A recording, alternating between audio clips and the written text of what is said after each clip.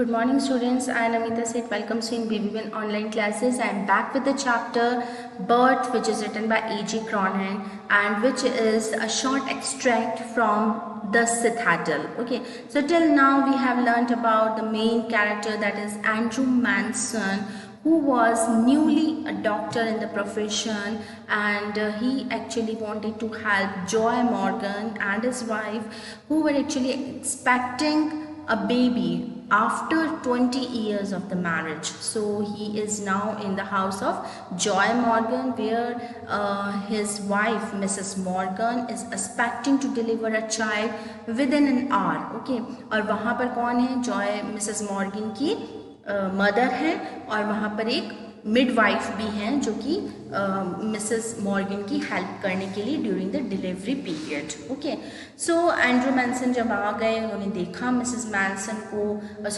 Morgan को, तो उसके बाद में उन्होंने सोचा कि अभी तो थोड़ा टाइम है, वो नीचे जाके बैठ जाते हैं और कुछ इंतज़ार करते हैं. और जो मिसेस मॉर्गन है, उनकी मम्मी उन्हें क्या बोलती हैं, उनकी मदर उन्हें चाय पिलाती हैं, और वहाँ पर ही नीचे जो है किचन के आगे मिस्टर मॉर्गन जो एंड्रू मैनसन जो है वो बैठे हुए हैं. ठीक है, now let's see what happens next. Down in the kitchen he drank the tea which he gave him. So obviously बाहर किचन के बाहर एंड्रू मैनसन बैठे हैं, और जो उनकी मदर है मिसेस मॉर्गन की, उन्होंने क्या करा है, एंड्रू मैनसन को चाय दी है और वो बैठ के पी रहे हैं. Overwrought as he was, he knew he could not snatch even an hour's sleep. So बहुत ज़्यादा मतलब टायर्ड हो चुके हैं वो, और वो ये जानते हैं कि मतलब अगर वो घर जाके आराम भी करना चाहें तो कम से कम 1 घंटा भी वो आराम नहीं कर सकते हैं. He knew too that the case here would demand all his attention. और वो जानते थे कि यहाँ पे जो केस है मिसेस मॉर्गन का, वो उनका पूरा अटेंशन चाहती हैं. A queer lethargy of spirit came upon him. So actually लेकिन एक strange सी laziness उनमें आ गई. Lethargy means laziness and queer means strange. So एक strange सी laziness, एक आलस उन पे आ रहा है. He decided to remain until everything was over. और उन्होंने सोचा कि मैं यहीं रहूँगा जब तक कि सारा काम खत्म नहीं हो जाता. An hour later he went upstairs again. 1 घंटा बीत गया और वो फिर से ऊपर की तरफ अपस्टेयर्स गए. नोटेड द प्रोग्रेस मेड, और फिर वो एक्चुअली देखना चाहते थे कि अब क्या प्रोग्रेस हुई है. Came down once more, sat by the kitchen fire. फिर उन्होंने देखा कि नहीं अभी तो टाइम है, वापस से नीचे आ गए और किचन फायर के आगे बैठ गए. किचन फायर मतलब जो किचन के सामने एक फायर प्लेस होता है, वहाँ पे उसके सामने बैठ गए. It was still except for the Russell of the sender in the great and the slow tick tock of the wall clock. अब क्योंकि बहुत सन्नाटा है, रात का समय है, सो सब कुछ बिल्कुल स्टिल है, कोई मूवमेंट नहीं हो रहा. सिर्फ जो Russell of a sender, sender क्या होता है कि जो अंगारे होते हैं ना, ग्रेट, ग्रेट मतलब जो आपकी वो होते हैं, जैसे व्हाट से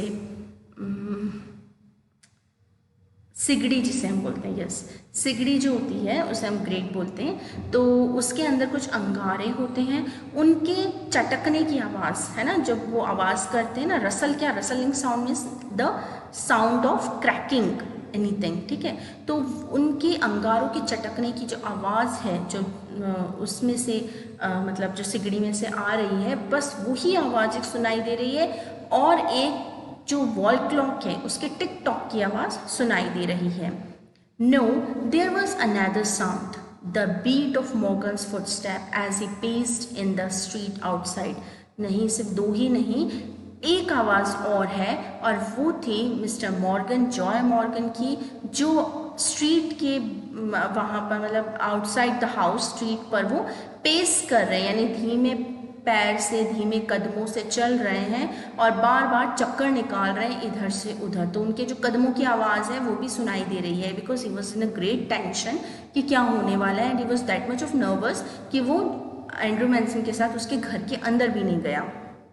the old woman opposite him sat in her black dress.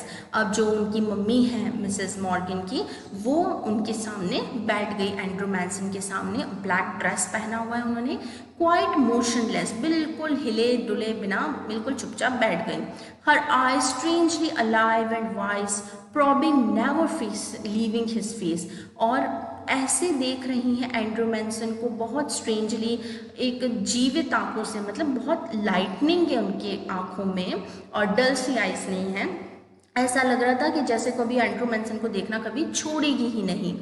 His thoughts were heavy muddled, और उनके जो थॉट्स थे मतलब एंड्रू मैनसन के, वो बहुत ज़्यादा कंफ्यूजिंग थे। मतलब ऐसा लग रहा था उसके फेस को देखकर कि वहाँ कुछ सोच रहे हैं लेकिन बहुत कंफ्यूज हैं। The episode he had witnessed at Cardiff station still obsessed him morbidly. So obviously वो किस लिए दुखी थे, हमने स्टार्टिंग ऑफ द चैप्टर में भी पढ़ा था कि उनकी जो गर्लफ्रेंड है उनसे उनकी थोड़ी बहस हो गई थी और इस वजह से उनका एंड्रू मैनसन का मूड ऑफ था। अब वो क्या सोच रहे हैं, कार्डिफ स्टेशन पे जो भी सीन हुआ उसके बारे में वो सोच रहे हैं, और उसको सोच के वो काफ़ी क्या हो रहे हैं, बहुत ज़्यादा दुखी हो रहे हैं कि मतलब उनके साथ में ऐसा क्यों हुआ। ही थॉट ऑफ ब्रामवेल, सो ब्रामवेल के बारे में भी उन्होंने सोचा। Foolishly devoted to a woman who deceived him sordidly. So मतलब एक ऐसी विमेन के बारे में उनको बता रहे हैं कि ब्रामवेल जो है उनको, उनकी जो शादी हुई, मतलब उनकी जो अफेयर था या उनकी जो वाइफ थी, उन्होंने किस तरह उनको धोखा दिया। डिसीव मतलब धोखा दिया, एंड सॉर्टेडली मीन्स क्या होता है, इमोरली, यानी बिल्कुल मानवीय नहीं होना, अमानवीय होना। तो वो ऐसे बारे में सोच रहे हैं कि मतलब गर्ल्स जो है वो ज़्यादातर क्या होती है, लॉयल नहीं होती हैं। ऐसी उनकी सोच है एंड्रू मैनसन की कि ब्रामवेल जो था वो किस तरह से, मतलब कितना अच्छा रिलेशनशिप्स में था, लेकिन फिर भी वो जो एक वुमेन है उन्होंने उनको धोखा दे दिया इतना ज़्यादा निर्दयी तरीके से, अमानवीय तरीके से।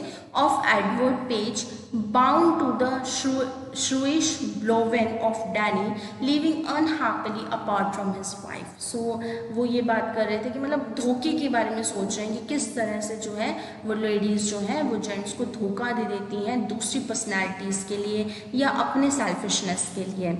His reason told him that all these marriages were dismal failures. तो चाहे वो ब्रामवेल के बारे में सोच रहे हैं, चाहे वो मतलब है ना ये ब्लॉडवेन के बारे में सोच रहे हैं, तो इनकी जो वाइफ हैं, इनकी जो रिलेशनशिप्स में इनकी जो अफेयर्स हैं, उन लोगों ने किस तरह से जो है अपनी मतलब वाइफ ने इनको किस तरह से धोखा दिया है। तो उनका ये सोचना था कि मतलब मैरिजेस जो थी वो हमेशा फेलियर होती हैं, यानी मैरिजेस कभी भी सक्सेसफुल नहीं हो सकती। It was a conclusion which in his present state made him wince. So मतलब आज की जो सिचुएशन थी उनकी जो गर्लफ्रेंड के साथ, क्रिस्टीन है उनकी गर्लफ्रेंड, तो उनके साथ उनका झगड़ा हो गया और वो सोच रहे हैं कि मैरिजेस तो कभी भी सक्सेसफुल नहीं होती हैं। इसीलिए इस चीज़ को सोच कर, अपनी गर्लफ्रेंड के बारे में सोच कर वो बहुत ज़्यादा क्या है, पेन शो कर रहे हैं। उनके जो फेशियल एक्सप्रेशन हैं उनसे, विंस मतलब क्या होता है, एक्सप्रेसिंग पेन, है ना, तो उनके फेस से कहीं ना कहीं दुख झलक रहा है। He not otherwise considered it with the image of Christine before him. So ऐसी नफ़रत हो गई उनको उनके गर्लफ्रेंड से कि वो क्रिस्टीन का जो चेहरा है वो भी, उस इमेज को भी अपने दिमाग में नहीं लाना चाहते। Her eyes shining towards him admitted no other conclusion. It was the conflict between his level, doubting mind and his overflowing hurt which left him resentful and confused. अब जो वो लेडी उन्हें देख रही हैं वो लगातार उन्हें देख रही हैं कि मतलब ये अपने, उनका चेहरा जो है एंड्रू मैनसन का वो बहुत ज़्यादा मतलब पेनफुल दिख रहा है, बहुत ज़्यादा मतलब वो दुखी दिख रहे हैं, और वो ये मतलब एक कॉन्फ्लिक्ट चल रहा है उनके अंदर कि वो बहुत ज़्यादा कंफ्यूज हैं किसी चीज़ को लेकर। ऐसा ओल्ड वुमन उन्हें लगातार देखे जा रही है और एंड्रू मैनसन किसके बारे में सोच रहे हैं, अपनी गर्लफ्रेंड्स, रिलेशनशिप्स, मैरिजेस, इनके बारे में सोचे जा रहे हैं। ठीक है। He let his chin sink upon his chest, और उन्होंने क्या करा, अपने चिन को चेस्ट पे भिड़ा देना, मतलब कि हम बहुत ज़्यादा इंटेंसली गहरे में सोचने लग जाते हैं तो क्या होता है, सोचते सोचते हमारी चिन हमारे चेस्ट से और मतलब टच हो जाती है ना, मतलब इतनी गहन सोच में आ जाते हैं। स्ट्रेच्ड आउट हिज लेग्स, और उन्होंने अपने लेग्स को बहुत आराम से स्ट्रेच किया, फैलाया। स्टीयर्ड ब्रॉडिंगली इनटू द फायर, और फिर जो फायर जो वहाँ पे जल रही है उसको बहुत इंटेंसली घूरने लग गए, मतलब इतना गहरा सोच रहे हैं वो कुछ। ही remained like this so long, तो काफ़ी देर तक वो इसी तरह ही रहे।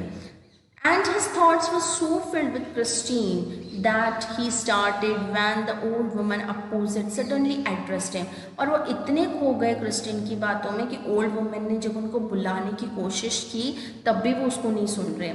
Her meditation had persuaded a different course, और मतलब उनका जो क्रिस्टीन के बारे में जो सोचना था वो इतना गहरा था कि उन्हें और भी कुछ सुनाई नहीं दे रहा, ना कुछ दिखाई दे रहा है कि कोई उन्हें बुला भी रहा है।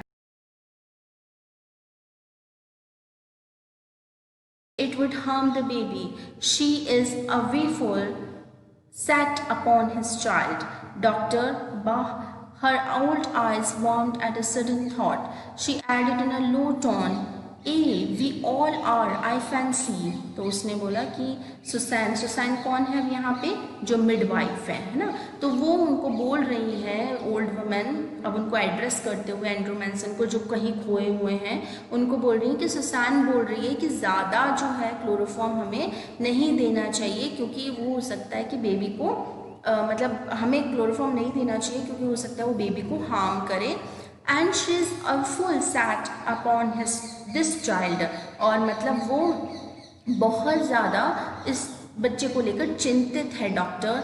Her old eyes warmed at a sudden thought, और उनकी जो बूढ़ी आँखें हैं वो मतलब कुछ सोचकर एकदम से क्या हो रही है, बहुत ज़्यादा टेंशन में हो रही हैं, क्योंकि after 20 years Mrs Morgan is going to deliver a child, तो उनको सभी को काफ़ी टेंशन हो रहा है, तो क्या फ़ैसला लेना है। उसकी मदर को भी काफ़ी टेंस हो रहा है, उनकी आंखों से दिख रहा है कि वो काफ़ी ज़्यादा नर्वस है, और वो डॉक्टर को पूछ रही है करना क्या है।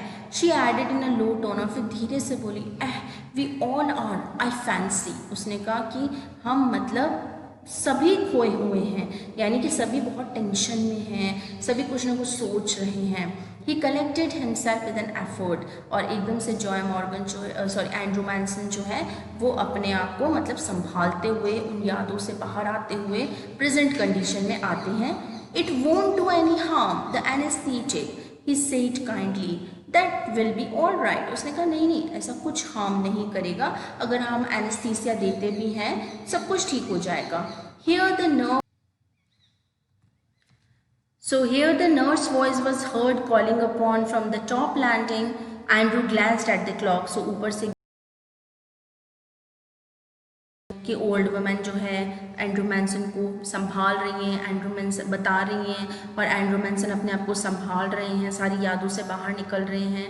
तो उसी समय नर्स की वॉइस आती है, इसका मतलब मिसेस मॉर्गन को ज़रूरत है अब डॉक्टर की। Andrew glanced at the clock, Andrew जो है वो एकदम से घड़ी की तरफ देखते हैं, विच नाउ शोड 3:30, और जिसमें कि 2:30 लगभग बचे हुए होते हैं। He rose and went up to the bedroom, वो उठते हैं और मिसेस मॉर्गन के पास जाते हैं। He perceive that he might now begin his work, अब उन्हें ऐसा लगता है कि उन्हें अपना काम कर मतलब स्टार्ट कर लेना चाहिए। An hour elapsed, it was a long hard struggle, कम से कम 1 घंटा मतलब बहुत लॉन्ग स्ट्रगल चला। ओके मतलब कि जितना भी उन्होंने जो टाइम सोचा था, जितना भी उन्होंने स्ट्रेंज वर्क करना था, बहुत ज़्यादा जो उनको मतलब बच्चे को मिसेस मॉर्गन को जो संभालना था, उस सब में 1 घंटा लग गया। Then, as the first streaks of dawn strayed past the broken edges of the blind, the child was born lifeless. 1 घंटा तक बहुत मशक्क़त की, लेकिन फिर क्या हुआ, जैसे ही सूरज की एक किरण, क्योंकि 2:30 से अब क्या बज गए, 3:30 बजने आ गए हैं, 4 है ना, तो सूरज की कहीं ना कहीं एक किरण जो है वो मतलब निकली, और जैसे ही किसी कोई मतलब broken the edges of blind, यानी कि अंधेरे को तोड़ते हुए, है ना। सूरज की एक किरण ने क्या करा, अंधेरे को तोड़ दिया। और लेकिन जो चाइल्ड था उस समय वो बॉर्न हुआ, लेकिन वो लाइफलेस था, यानी चाइल्ड क्या था, लाइफ नहीं थी, चाइल्ड मरा हुआ पैदा हुआ। As he gazed at the still form, a shiver of horror passed over Andrew. जैसे ही उसने उस बच्चे को देखा, उसको मतलब घूरा कि कुछ स्टिलनेस है चाइल्ड में, मूवमेंट नहीं हो रहा है, उसके हाथ कांपने लग गए और जैसे कि पूरी डर की लहर एंड्रू मैनसन के शरीर में दौड़ गई। मतलब उसे काफ़ी डर लगा कि 1 घंटा तक उन्होंने चाइल्ड को बॉर्न करने में, जितनी भी उसके बर्थ में जितनी भी उन्होंने स्ट्रगल किया, और जैसे ही 1 घंटे बाद उन्हें लगा कि अब तो मतलब शायद स्ट्रगल ओवर हुआ है, एक नई चीज़ उनके सामने आई कि जो बेबी था वो lifeless. Struggling period for Andrew Manson. और क्योंकि उन पे एक बोझ था, जॉय मॉर्गन पूरा विश्वास करते थे एंड्रू मैनसन के ऊपर कि वो उनके बेबी को ज़रूर संभाल लेंगे, उनकी वाइफ को ज़रूर संभाल लेंगे। तो ये एक एंड्रू मैनसन के करियर पर भी, क्योंकि उनका फर्स्ट केस था, तो उनके करियर पर भी एक बहुत बड़ा दाग लगने वाला था। और ये सब देखकर वो बहुत ज़्यादा मतलब हॉरिफाइड हो गए, उन्हें लगा कि अब तो सब कुछ शायद ख़त्म हो चुका है। So let's see the next part of the chapter in the next video. Till then happy learning.